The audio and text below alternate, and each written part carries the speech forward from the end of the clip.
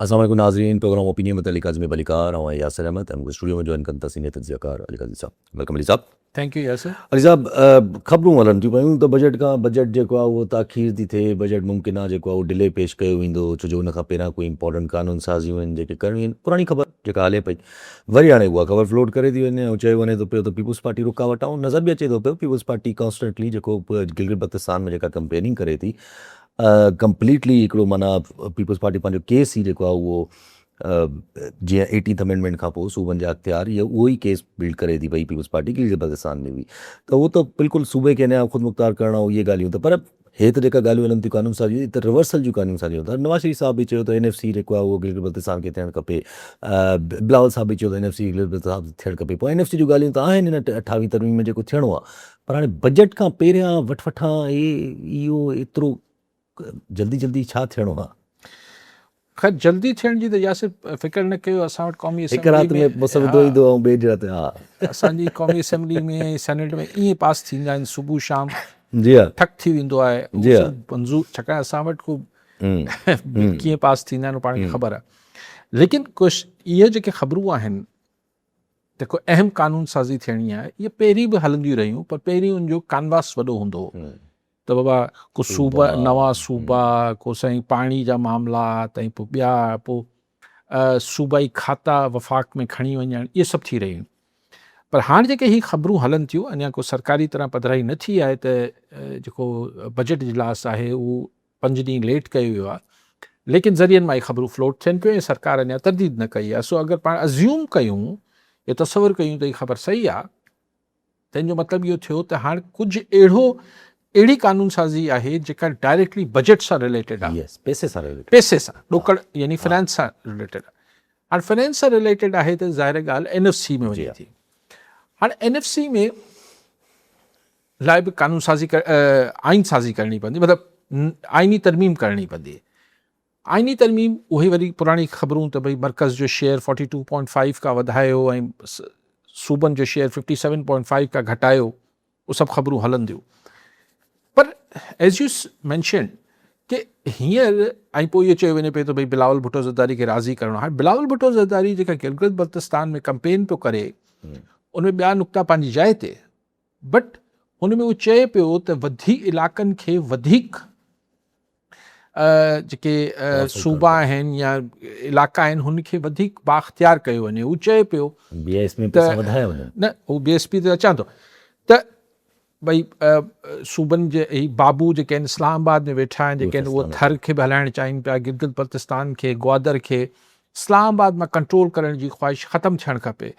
अॼु चए पियो त गिलगित बल्तिस्तान जे पहाड़नि मां जेका इनकम थींदी उहा हिते जे माण्हुनि ते ख़र्चु थियणु खपे, गिलगित जे माण्हुनि ते ख़र्चु थियणु खपे, गिलगित जे माण्हुनि खे रोज़गार मिलणु खपे। न सो बिलावल जी सॼी जेका कंपेन आहे हू डिसेंट्रलाइज़ेशन ऑफ फंड्स, डिसेंट्रलाइज़ेशन ऑफ पावर्स ते आहे। फरमाइश छा पई थिए? उपतड़ त मर्कज़ खे वधीक पैसा ॾेई छॾियो, सूबनि खे घटाए छॾियो। अच्छा, पोइ हिन जे विच में हिकिड़ी जेका ॻाल्हियूं हलियूं त हिकिड़ो कॉम्प्रोमाइज़ छा थो थी सघे त BISP जेका आहे, बेनज़ीर इनकम सपोर्ट प्रोग्राम, उहो पैसो जेको आहे पोइ सूबा पाण ते खणनि त ऑटोमेटिकली वफ़ाक़ वटि पैसा बची पवंदा। हाणे उन ते बि बिलावल क्लियर स्टैंड रखियो वेठो आहे त न, बंदि करण जी साज़िशूं आहिनि। हू चए थो कुझु सियासी पार्टियूं, यानी कुझु सियासी पार्टियूं, हुकूमत में त सभई आहिनि सवाइ हिकिड़ी अपोज़िशन में PTI आहे, त PTI ॾे इशारो न आहे, उनजो इशारो पंहिंजे इत्तेहादी पार्टियुनि ॾे आहे। उहो चाहिनि थियूं त सूबा हुनजी मुखालफ़त करे पियो। सो एतिरी घणी कंपेनिंग मुहिम यानी सॼी बिलावल हिन ॻाल्हि ते हलाए पियो गिलगित बल्तिस्तान में। अॼु आहे 2 जून, 8 ॾींहं टोटल, 7 ॾींहं विच में, 10 ते अगरि जून बजट इजलास पेश थियणो आहे, 7 ॾींहंनि में बिलावल भुट्टो ज़रदारी एतिरो U-turn कीअं थो वठी सघे? मतिलबु थियण लाइ दुनिया में सभु कुझु थी सघे थो, लेकिन ही पॉलिटिकली ॾाढी ऑकवर्ड पोज़ीशन में बिलावल भुट्टो ज़रदारी खे आणे छॾींदा अगरि हुनखां इहो मञराइनि था त पोइ जेको कुझु थियणो आहे उहो कुझु ॿियो आहे। यानी अगरि का कानून साज़ी थियणी बि आहे त हू ॾाढो कैमोफ्लाज थियल हूंदी। उहो अक्सर माण्हुनि खे महीने खां पोइ सम्झ में ईंदी त कानून साज़ी थी छा वई आहे। न त ज़ाहिरी तरह मूंखे नथो लॻे पीपल्स पार्टी राज़ी थींदी त मर्कज़ जो शेयर वधाइण लाइ एनएफसी में। मूंखे नथो लॻे त पीपल्स पार्टी बिस्प ते Benazir Income Support Programme compromise त कॉम्प्रोमाइज़ कंदी। त पोइ छा थींदो? पोइ छा दिफ़ा जो बजट में कुझु हिसो विझंदा सूबनि जो? छा फॉरेन डेट में को विझंदा? हाणे उहो को लॉजिकल कीअं थींदो? ज़ाहिर आहे त उहो त मर्कज़ जो मामिलो आहे। उहो कानून साज़ी बि नथी थी सघे। उहो हिकिड़ो पॉलिसी मैटर थी सघे थो वक़्ती तौर ते अगरि करणु चाहिनि त। उहो त हिकिड़ी कानून साज़ी नथी थी सघे। जी, थियण लाइ कानून साज़ी जेका वणी करे वठनि। लेकिन ॻाल्हि इहा आहे त ही हिकिड़ी ऑकवर्ड पोज़ीशन, यानी जेको ख़्यालु हो त ही सभु शयूं डिले थियनि पियूं त तहरान जो मसइलो हल थिए, पोइ अॻोपो पाकिस्तान जे मामलनि में, अंदरूनी मामलनि में असांजी हाइब्रिड गवर्नमेंट हथ विझंदी, जंहिंमें हाइब्रिड में सिविलियन ऐं इस्टाब्लिशमेंट गॾिजी। पर हाणे छाकाणि त तहरान में मामिलो एतिरो डिले थी वियो, डिले थी वियो, हाणे बजट खे 5 ॾींहंनि लाइ त छिके सघनि था, भई 5 जून बदिरां 10 जून ते आणे सघनि था, हलो 12 ते खणी वेंदा, लेकिन हिन खां मथे नथा खणी सघनि। सो ऐं बिलावल भुट्टो ज़रदारी ओवर कमिट करे पियो गिलगित बल्तिस्तान में त असीं को कॉम्प्रोमाइज़ न कंदासीं। सो हू जेको रंधिणे में रोले जी वारी ॻाल्हियूं आहिनि उहो त ज़ाहिर थियनि थियूं। सो उहे बि ही जेको नैरेटिव आहे बिलावल जो त भई इस्लामाबाद जा वेठल बाबू, हाणे बाबू सां मुराद ज़ाहिर आहे सभु जॻह ही इस्तिलाह इस्तेमालु थिए थी, मतिलबु इस्लामाबाद में वेठल ब्यूरोक्रेसी। त हाणे छा सिर्फ़ु सिविलियन ब्यूरोक्रेसी इस्लामाबाद जी जेका आहे उहा मरकज़ियत चाहे थी त इशारो कंहिं ॾे आहे? अॼु नवाज़ शरीफ़ साहब वञनि था उछतो, काफ़ी ॾींहंनि खां पोइ परदे ते आया आहिनि मियाँ साहब, ऐं उते उन्हनि ॾोरापो उहो ई ॾिनो त मुझे क्यों निकाला। पुराणी ॻाल्हियूं त मां ही ठारायो, मुझे क्यों निकाला, ऐं चए थो त माण्हू मुंहिंजे लाइ छो न निकिता।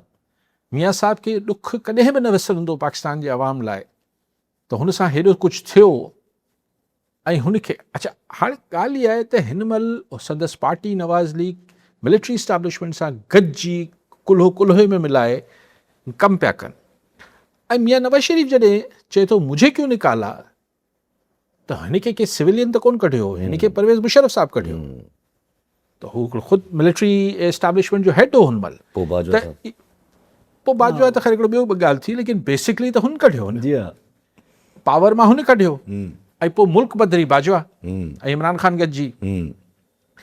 त मियाँ साहब इहो ॾुख कंहिंजे लाइ करे थो? आवाम लाइ त करे थो, पर इहा त हक़ीक़त आहे न त कंहिं कढियो, सभिनी खे ख़बर आहे कंहिं कढियो। त हिन महिल वरी मियाँ साहब खे इन करे शायदि लिकाए रखंदा आहिनि मरियम नवाज़ वारा, अची वरी अचे थो त वरी उहो साॻी पुराणी ख़बरूं करे थो जेको अॼु जे स्कीम ऑफ थिंग्स में फिट नथियूं थियनि। जी हा, वरी कुझु अञा थोरो छॾे वञे त अञा वधीक ॻाल्हियूं कंदो। मोहम्मद जुलाणी थानावाला गान मां। जी राणी साहब, छा चवणु चाहींदा? अॼुकल्ह सभु खां मुंहिंजो सुवालु आहे, तक़रीबन 2017 खां वठी सोशल मीडिया ते इहे ख़बरूं आहिनि त मलिक असद सिकंदर पीपल्स पार्टी एमएलए सदर ज़रदारी विच में कहिड़ा फन। उन 2017 खां पोइ विच में ॿ इलेक्शन थियूं, जंहिंमें अरिड़हं, जंहिंमें पीपल्स पार्टी केस PS दाचिना टिकट ॾिनी कोतली तां, ऐं सिंस हिमायती ज्ञानचंद इशरानी खे खाणो बुला खान एकासी तां टिकट ॾिनी। उन खां पोइ 2024 जी इलेक्शन में केस जाम चोरी जी वार्ड तां MNA जी टिकट ॾिनी, ऐं संस फर्ज़ंद मलिक सिकंदर ख़ान खे PS 79 तां टिकट ॾिनी।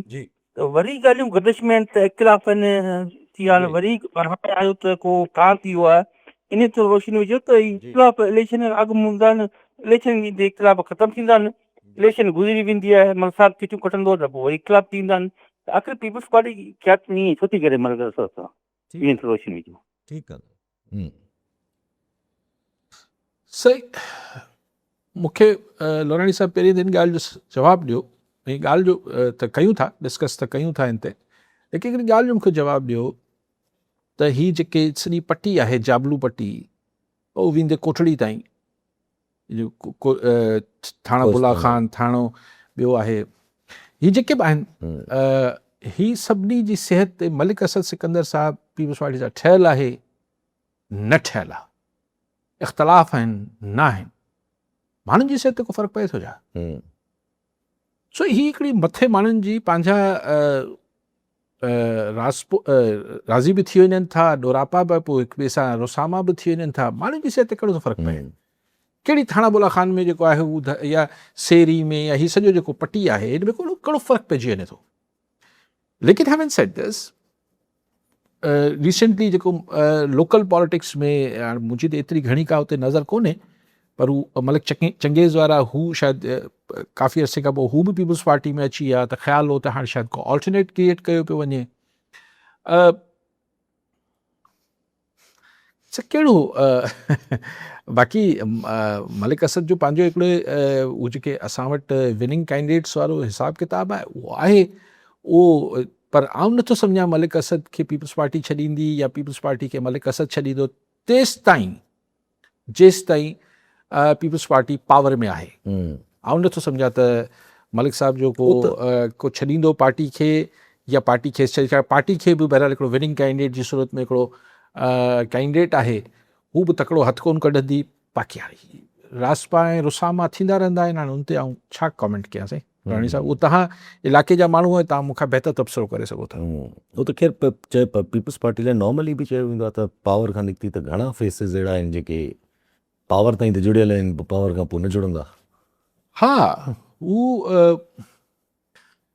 ॾिसो छाकाणि त हींअर पीपल्स पार्टी में हिकिड़ी बेनज़ीर साहब वारी पीपल्स पार्टी, हुन में अक्सर माण्हू अक्सरियत जुड़ियल रहंदी, छाकाणि त हू उन्हनि खे ख़बर हूंदी त हीअ ॾुखिया सुखिया ॾींहं गुज़रंदा ऐं असांखे वरी बेनज़ीर जे नाले ते ई वोट मिलंदो. हींअर बि आहे पीपल्स पार्टी जो पंहिंजो वोट बैंक आहे, पर हींअर अक्सर हुननि जे माण्हुनि खे इहा ख़ुशफ़हमी आहे जेके ज़ाती कचहरियुनि में चवनि था त असांजो निज ज़ाती वोट आहे. अच्छा, ऐं कई पीपल्स पार्टी में हींअर जेके कुलीदी पोज़ीशन्स ते चङनि भलनि उहिदनि ते या हुन ते ज़िम्मेवारियुनि ते आहिनि, उन्हनि जो 2008 खां पहिरीं पीपल्स पार्टी सां वास्तो न हो. ही इन ई हुकूमती दौर में पीपल्स पार्टी में आया आहिनि. त हाणे इहो त ख़बर पए जॾहिं पार्टी पावर में न रहंदी त पोइ रहनि था या ज़ाहिर आहे वॾो फ़र्क़ु पवंदो आहे पार्टी ते जॾहिं पार्टी पावर खां निकिरंदी आहे, वॾो पोइ उन महिल तव्हांखे कमिटमेंट खपे. यस, पोइ वॾो फ़र्क़ु उन महिल ॾिसणो हूंदो आहे त केरु बीहे थो केरु नथो बीहे. हालत पावर में सुखे वक़्त में सभई बीठा हूंदा आहिनि. आहे हालत पीटीआई जी साम्हूं आहे न असां पीटीआई जी हालत जी पीटीआई एक्चुअली पीटीआई में बि जेको हुनजो हिकिड़ो सो कॉल्ड नज़रियाती कारकुन हो, उहो त घणे भाङे अॼु बि बीठल आहे. हा, बीठल आहे, पर जेको पावर जे करे हुन वटि आंदा विया हुआ, हलिया विया, हुननि जी 90% त रवानगी थी वई, देरी न थी, मिंट माना रवानगी थी वई. हाणे बि जेको GB में इलेक्शन में हले थो पियो, हाणे बि जेको आहे नवाज़ शरीफ़ साहब बि कंपेन कनि था, बिलावल साहब बि कंपेन कनि था पिया, हले थी. पर छा माण्हू अक्सर ॻाल्हि कंदा GB में एॾी प्री पोल रिगिंग, जीअं चीफ इलेक्शन कमिश्नर उते वेही करे CM आफ़रीदी खे थ्रेटन कनि था, उते हुतां जा GB जा चीफ इलेक्शन कमिश्नर, जॾहिं छो जो CM आफ़रीदी साहब रुगो ख़तु लिखियो आहे चीफ जस्टिस खे, त हू चवनि था त कहिड़ी हैसियत में ख़तु लिखियो अथई, इहो ख़तु न लिखणु खपे, ऐं मूंखे जेको आहे वफ़ाक़ मां मोकिलियो वियो आहे त वफ़ाक़ जी, उहो त माना बिल्कुलु क्लियर ॻाल्हियूं अहिड़ी थो करे. त अहिड़े सूरत हाल में इन करे बि इहे ॻाल्हियूं थी वञणु घुरिजनि, बहितर थींदियूं आहिनि, जीअं कंहिंखे हरू वरू शक शुबो न रहे, मथां इलेक्शन क्लियर थी वञनि त अहिड़ी ॻाल्हियूं चिटियूं रहनि. त माना इलेक्शन डे ते बि थींदो, इहो वॾो सवालु आहे अक्सर माण्हू, इलेक्शन डे ते बि छा फॉर्म 47 थींदो, ऐं पोइ तव्हां सम्झो था त इलेक्शन्स जेके आहिनि उहे छा ईअं वाक़ई में मेरिट ते थींदा छा? त इंडिपेंडेंट बाक़ी अगरि जलसा कुझु ॿुधाइनि था, अगरि कंहिं ज़माने में जलसनि ते माण्हू कैलकुलेट कंदा त भई उहो पीपल्स पार्टी जा चङा जलसा थियनि पिया, पीपल्स पार्टी जा, यस, माण्हू बिलावल भुट्टो जा जेके जलसा थियनि पिया उहो क्वाइट डिसेंट क्राउड पुल थियल आहे. अॼु मियां नवाज़ शरीफ़ जो बि ठीकु हो, पर बिलावल जा थोरा सवाया वॾा जलसा थियनि पिया. और पीपल्स पार्टी जी हूअं बि GB में इन टर्म्स ऑफ PMLN लेकिन इलेक्शन फेयर थियण जो एग्ज़ैक्टली, आऊं इन ॻाल्हि खे हाणे मतिलबु अहिड़ी का ख़ुशफ़हमी मूंखे त कोन्हे कर. ज़ाहिर आहे जहिड़ो माहौल मुल्क जहिड़ो लॻो पियो आहे. पर हाणे अगरि मोटी चऊं पंहिंजी जेका डिस्कशन हले पई, त बिलावल साहब हिकिड़ो सख़्तु मौक़िफ़ रखी वेठा आहिनि, पीपल्स पार्टी सख़्तु मौक़िफ़. तव्हां चओ था माना जीअं तव्हां ॻाल्हि कई त को न को कानून साज़ी का अहिड़ी पजामो पाराए करे का थी सघे थी, उनजा बि चांसिस आहिनि या फोर्स कई वेंदी जीअं चाहियो वञे थो पियो? न, फोर्स अगरि बिलावल भुट्टो ज़रदारी नथो मञे त फोर्स कीअं करे वठंदा, पोइ त झगड़ो आहे न. ऐं झेड़ो आहे त झेड़े खां पोइ फ़िलहालु पीपल्स पार्टी नंबर गेम में पीपल्स पार्टी खां सवाइ ही नथा करे सघनि आइन में तरमीम कानून साज़ी करे सघनि था। ऐं अगरि सफ़ा बिलावल भुट्टो ज़रदारी जी मुखालफ़त खां पोइ सिंपल कानून साज़ी जेको हू करण जी पोज़ीशन में आहिनि कई त पीपल्स पार्टी रेज़िस्ट कंदी। अगरि पीपल्स पार्टी माज़ी में थोरो गुड कॉप बैड कॉप खेॾियो आहे इन टर्म्स ऑफ ज़रदारी साहब एंड बिलावल साहब।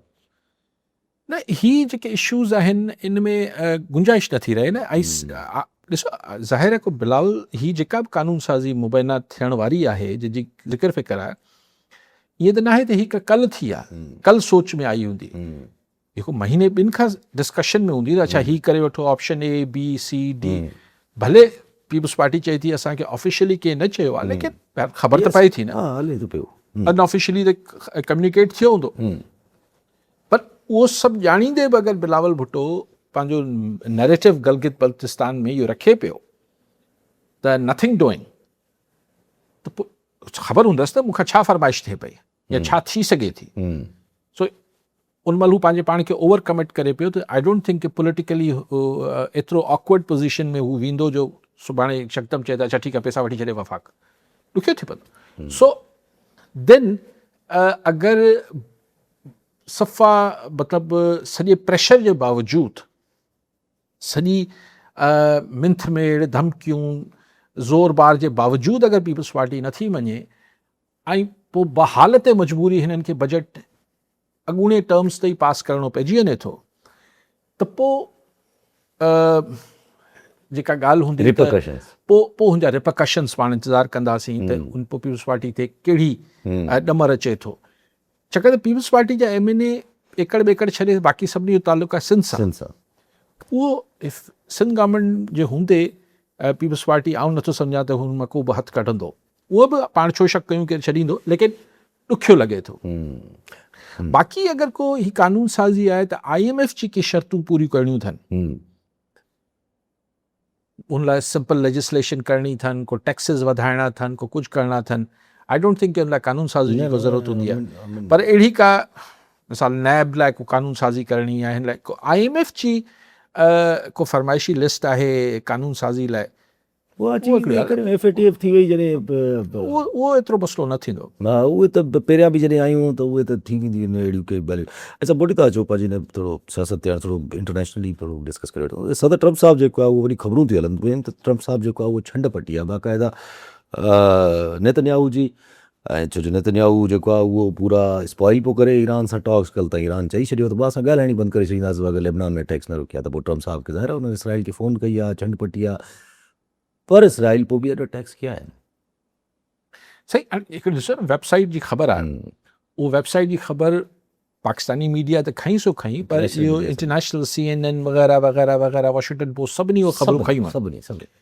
हाणे उन में त चए थो त ट्रम्प उनखे चयो आहे तूं पागल नहीं, तूं मतिलबु एहसान फरामोश आहीं, तुंहिंजी स्किन ऐं चमड़ी बचाए वठां आहियां, तोसां हीअं थी वञे न त तूं जेल में हुजी या बकवास बंदि करे, अलाए छा स्टूपिड, अलाए छा छा। अगरि हीअ सभु गुफ़्तगू थी आहे त उनजो नेतन्याहू हुन सां बकौल हुन ख़बर जे नेतन्याहू उनखे मोट में ट्रम्प खे गारियूं कोन ॾिनियूं आहिनि, लेकिन ओके कयो आहे, लेकिन वरी लेबनान ते हमला कया अथसि। सो मतिलबु ट्रम्प जी एॾी अमेरिका जी बेवसी त न ईरान थो मञे, न इज़राइल थो मञे, न ग्रीनलैंड थो मञे। सो ॻाल्हि इहा आहे त ज़ाहिर आहे हिन जा रिपरकशन्स ईंदा। मतिलबु पोइ ट्रम्प हाणे ही फर्स्ट टाइम, ऐं ही ख़बर अगरि एतिरी वर्बेटम ॾिसो ॿ प्रेसिडेंट ऑफ यूनाइटेड स्टेट्स ऐं इज़राइली प्राइम मिनिस्टर अगरि ॻाल्हाए रहिया आहिनि त ही ख़बर या त CIA लीक करे सघे थी, या मुसाद लीक करे सघे थी, या ख़ुदि वाइट हाउस या प्रेसिडेंट हाउस इन जो इसराइल जो। उहो छो कंदा, पंहिंजी बेइज़ती छो लीक कंदा? टाइम्स ऑफ इसराइल में खई आई आहे। हा न, पर ॾिसो न, ही या वाइट हाउस लीक कई आहे, या CIA कई आहे, या मुसाद कई आहे। अगरि मुसाद न पियो ठहे पंहिंजे प्राइम मिनिस्टर सां, वेरी ट्रू, त इहा ख़बर लीक कराइण जो मक़सदु बि इहो आहे त जेको ट्रम्प खे नेतन्याहू जो सफ़ा चाबी में सम्झे वेठो आहे, उहो हुनखे ॿुधाइजे त न ट्रम्प नेतन्याहू खे बि दड़का ॾेई सघे थो, लेकिन दड़कनि जो फ़ाइदो न थियो। ऐं ईरान ॻाल्हियूं तव्हां पाण डिस्कस कयो हो हिकु ॿ ॾींहं पहिरीं बि, त जेको ही ॻाल्हियूं स्टॉल थियनि पियूं या गेल खाइनि पियूं, हिकिड़ो सबबु इहो बि थी सघे थो त इज़राइल लबनान ते अटैक्स बंदि न पियो करे ऐं ईरान लबनान खे हिज़बुल्ला खे पंहिंजे मुंहुं छॾे पंहिंजे मुंहुं वञी अमेरिका सां ठाह न करणु चाहींदो।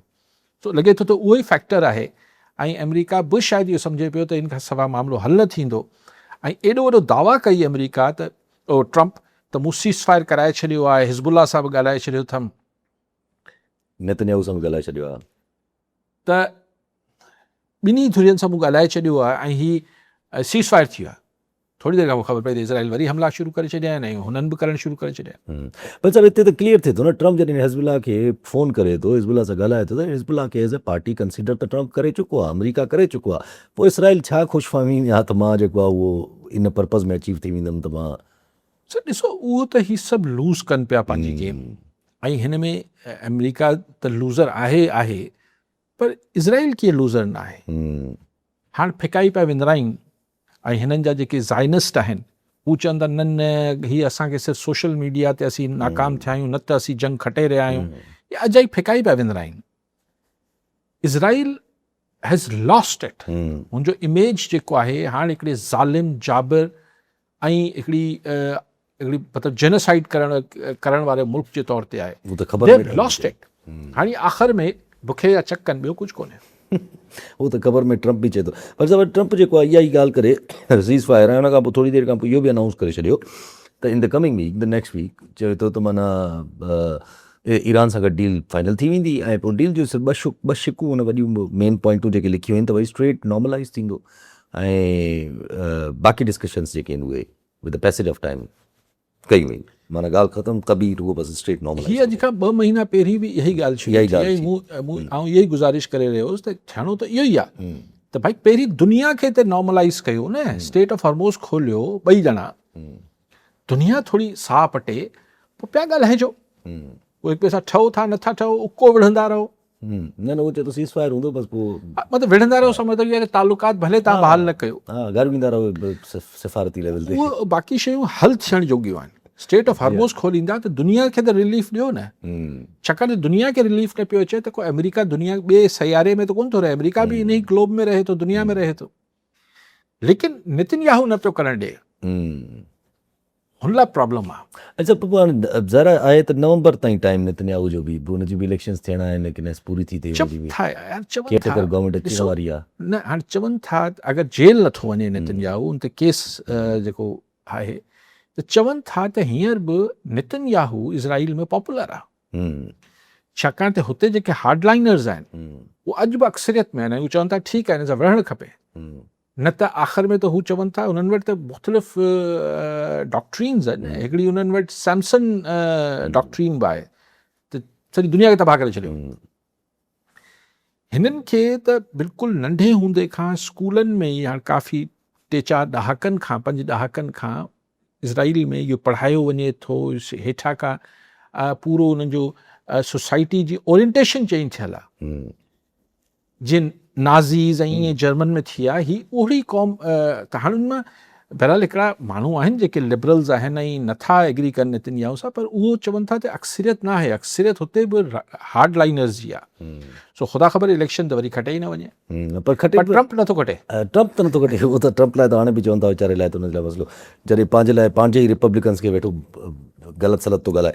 पर सभु डिसोसिएट थी करे हाली फ़िलहाल ट्रम्प जेको करे थो पियो राइट नाउ, ज़ाहिर हिन वक़्तु अमरीका में ट्रम्प जी जेका मैक्सिमम जेका माना जेका नफ़रत हुजे या जेका हिकिड़ी वॾी रुकावट सम्झिजे उहा त हिन वक़्तु पहिरियां त आम अमरीकी अवाम बि हुई, पर हाणे त जेका सेवन क़ुवतूं बि उहे बि अगेंस्ट हुयूं। न आहे ट्रम्प पंहिंजी ग्रिप, ट्रम्प जी ॻाल्हि पिया कयो, जी जी हुनजे अगेंस्ट हली वई, अगेंस्ट हली वई हूंदियूं, हाणे त हुनजूं ग्रिप लूज़ थी वई आहे, बल्कि हथनि मां निकिरी वई आहे। हू हिकिड़ी हाणे आख़िरी लास्ट डिच एफर्ट जीअं चइबो आहे उहो करे पियो। आई डोंट थिंक कि ट्रम्प जे हथ में हाणे कुझु, मतिलबु ज़ाहिर प्रेसिडेंट ऑफ यूनाइटेड स्टेट्स आहे ऐं इहा ख़ुदि हिन जे वञण या हिन वॉर खां पोइ डिस्कशन शुरू थींदी त अमेरिकन प्रेसिडेंट जे पावर्स खे कीअं थोरो चेक एंड बैलेंस में वधीक आणिजे। त अगरि को चरियो थी पए प्रेसिडेंट त उनखे कीअं पोइ संभालिजे कीअं, छाकाणि ट्रम्प त हिकिड़ो नवां मिसाल पैदा करे छॾिया आहिनि। ट्रम्प त ॿ टे ग़लतियूं कयूं आहिनि हिन सॼे पूरे सूरत हाल में, उन ते त ख़ैर असां पाण डिस्कस कंदा रहंदासीं, पर नंढी हाणे ज़ारा हिन जॾहिं तव्हां ॻाल्हि कई त ट्रम्प जो माना अमेरिका जी हिकिड़ी सूरत हाल कटिजे थी, त ॿिए तरफ़ ज़ारा चाइना जी सूरत हाल, कल्ह चाइनीज़ हिकिड़े एनालिस्ट वेठा हुया, काफ़ी एक्टिव आहिनि, काफ़ी ॻाल्हाईंदा रहंदा आहिनि, मेहदी हसन एरिया वरी हिनखे बि इंटरव्यू ॾिनो अथऊं, ऐं कल्ह चए त भई China is going for militarizing the SCO, जेका हुनजी शंघाई कोऑपरेशन ऑर्गेनाइज़ेशन आहे, इन जो को मिलिटराइज़्ड वर्जन जीअं नेटो आहे, इन तरफ़ चाइना हाणे कमु थो करे, त उन में हू पाकिस्तान खे काफ़ी इंपॉर्टेंस ॾियनि पिया when it comes to that, छो जो Iran and the border and the strait of Hormuz, पोइ छा पाकिस्तान अहिड़ी तरफ़, हाणे ॿिए तरफ़ नेटो, पाकिस्तान SCO जी मिलिटराइज़ेशन। ॾिसो हाणे इहा वक़्त खां अॻु जी ॻाल्हि हूंदी, लेकिन पाकिस्तान जो लाड़ो हमेशह मतिलबु हमेशह सां मुराद आहे त फ़िलहालु फोर्सिएबल फ्यूचर ताईं त चाइना ॾे ई आहे। अमेरिका जो असरु हिन ख़िते में, सॼी दुनिया में, पर हिन ख़िते में ई हाणे घटिजंदो वेंदो।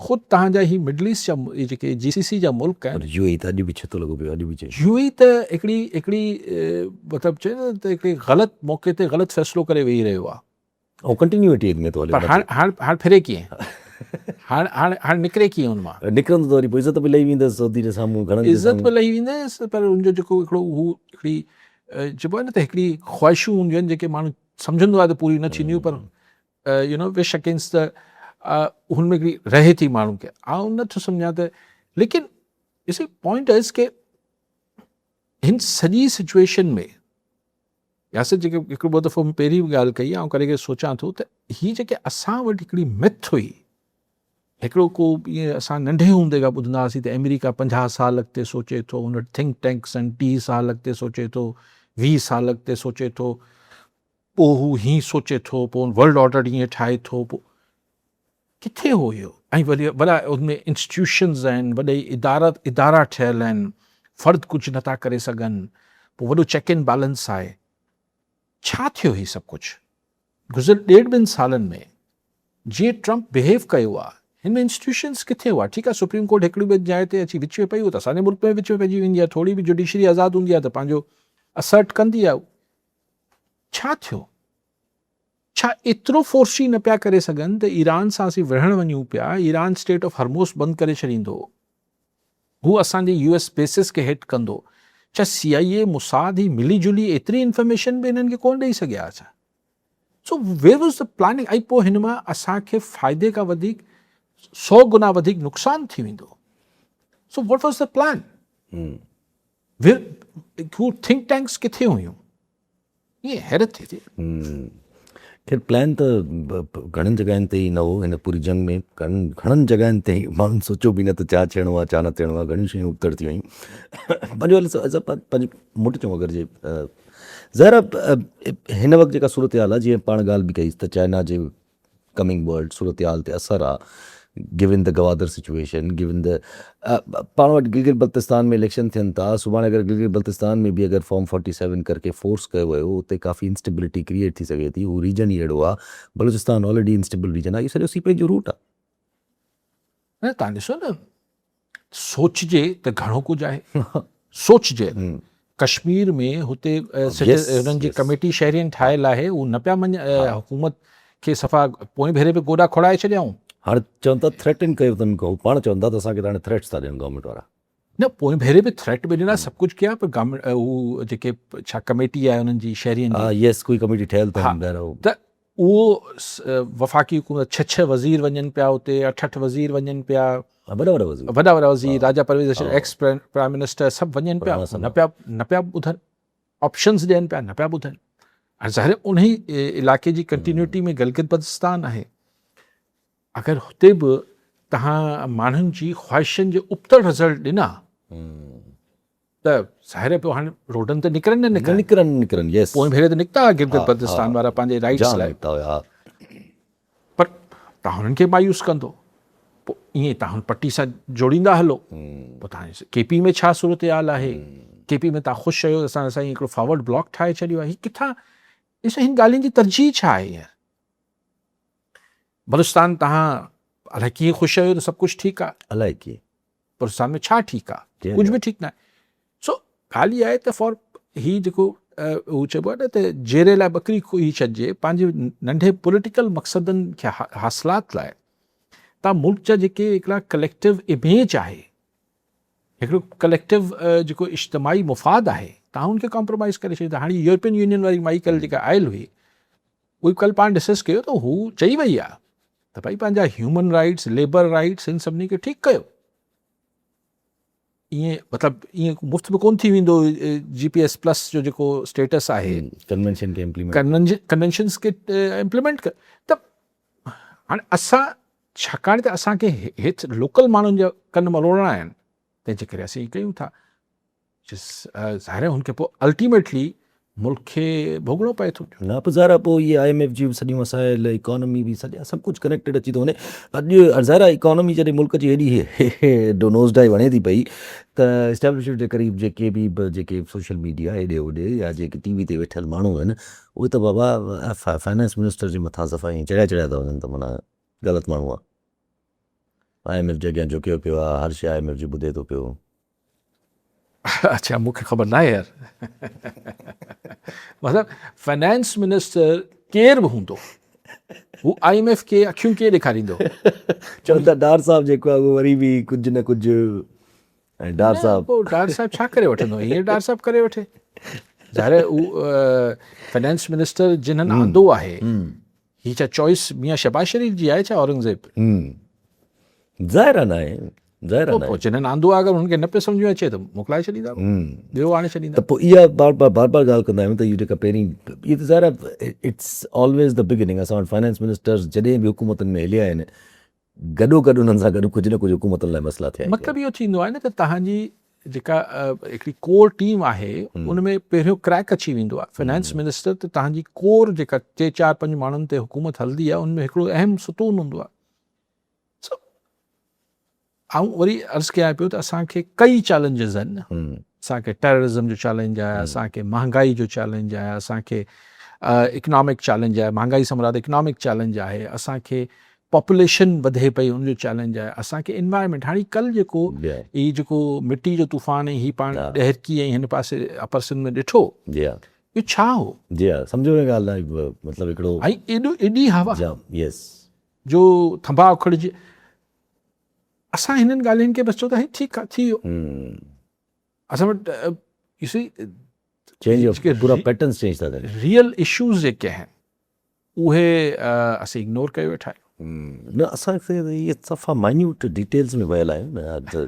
असांखे मुलाक़ात नाहे कराए ॾियणी। अॼु बि KP जो CM जेको आहे उते वेठो आहे, पंहिंजे MPS समेत, अलीमा ख़ान बि वेठी आहे उते। चयो वञे पियो, काफ़ी माण्हू चवनि पिया त भई आफ़रीदी साहब खे जेको आहे उहो काफ़ी माना चयो वियो आहे त भई हिन चकर तूं न अचिजांइ, पर उहो पोइ बि आयो। हाणे का ख़बर न आहे, अञा ताईं रिपोर्ट्स अञा ताईं त वेठा आहिनि, केतिरो वेहनि था, केतिरो नथा वेहनि, छा सूरत हाल बीहे थी। पर अलीमा ख़ान साहिबा उते हिकिड़ी डिमांड रखी छॾी आहे KP आफ़रीदी साहब खां, सभिनि जे साम्हूं डिमांड रखी छॾी त बजट तव्हां तेसि ताईं पास न कंदो जेसि ताईं इमरान ख़ान साहब सां मुलाक़ात न थिए। बजट त ही अपोजिशन वारा आहिनि, इहे पास कंदा ई कोन। इहे त KP में पोइ छा थी वेंदो? ॾिसे, को बि अहिड़ो जेको कॉन्स्टिट्यूशनल डेडलॉक पैदा करण जी कोशिशि अगरि PTI KP हुकूमत कंदी त हू त जवाज़ ठाहे ॾींदी गवर्नर राज लाइ। ऐं चवां पियो आख़िर what do the other people want? मुलाक़ात सां छा थी वेंदो? Why they making it so big a issue? What is the problem? हू अंदरि वेठल आहिनि, या त उनजी हालत अहिड़ी आहे जेको ॾेखारणी न आहे माण्हुनि खे, छा रीज़न आहे?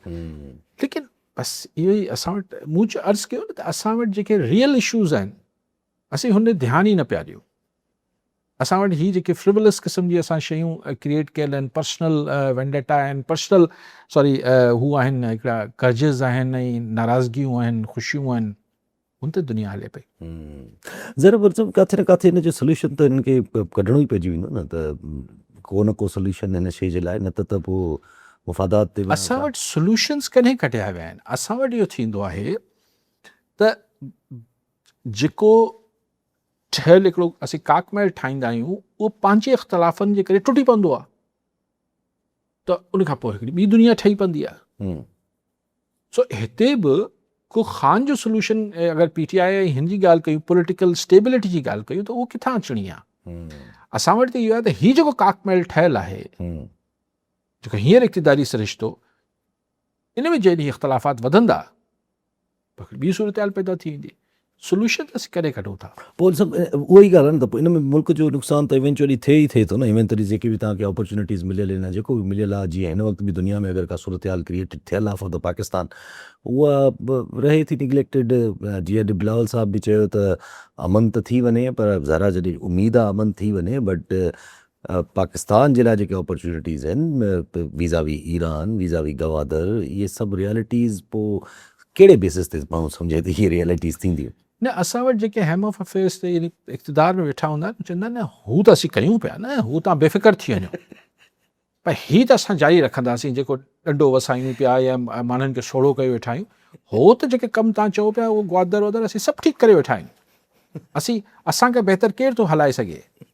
हिते 80 सालनि में इहो ई पाण ॾिठो। ऐं पोइ जेको मुल्क जिथे बीठल आहे उते बीठल। पोइ हाणे आख़िरी जेको सुवाल ज़ाहिर रहिजी थो वञे, जॾहिं हीअ अहिड़ा क़िस्म जा स्टेप्स आहिनि, जेका ॻाल्हि बि कई थी वञे 28वीं तरमीम ऐं इहो सभु कुझु, जेका ज़ाहिर हिन वक़्तु सिचुएशन डिप्लोरेबल क्रिएट, माना हिकिड़ी छा चइजे, सिर्फ़ु हथ सां मायूसी फीड कई थी वञे, छा कयो अथनि? छो कल्ह जेको मां बार बार चाइना जी ॻाल्हि कयां थो, चाइना जो जेको जेके पंहिंजा स्पोक्स पर्सन त न आहिनि, पर हिकिड़ा अनऑफिशियल स्पोक्स पर्सन तक़रीबन हर चैनल ते वेठा हूंदा आहिनि, उहो चवंदा त माना जेको पाकिस्तान जो जेको टेररिज़म जो इशू आहे, इहो कंप्लीटली फॉरेन फंडिड आहे, ऐं इन जो सोल्यूशन बि जेको आहे उहो ईअं ई निकिरंदो त या त हुनखे मिलिटराइज़ली टैकल कजे, ऐं ॿियो फॉरेन जो जेको एलिमेंट आहे उनखे थोरो रीजनल डायनामिक्स खे सही हैंडल कजे। त पोइ बलूचिस्तान जी त पोइ हू बि इहा ई आए रखी ॾिसनि था पिया, चाइना बि, त ही फॉरेन न, उन में शक बि न आहे न। ॾिसो, फॉरेन एलिमेंट असां वटि टेररिज़म में इन्वॉल्व आहे, हिन में त शक न आहे न, त आहे। सोल्यूशन हमेशा ॿ ई थींदा आहिनि। हिकिड़ो इहो थींदो आहे त तव्हां सफ़ा क्रश करे छॾियो, जेको असीं कोशिशि कयूं पिया, ऐं ॿिया मामला ठीकु न पिया कयूं। ॿियो तरीक़ो इहो हूंदो आहे त जेके क़ुवतूं हुनखे फाइनेंस कनि पियूं या फंडिंग सपोर्ट कनि पियूं टेररिस्ट ग्रुप सां, तव्हां हुननि सां मामला ठीकु करे वठो, त हीअ पंहिंजी मौत मरी वञनि था, छाकाणि हिननि खे पोइ फाइनेंस सपोर्ट बंदि थी वञे थी।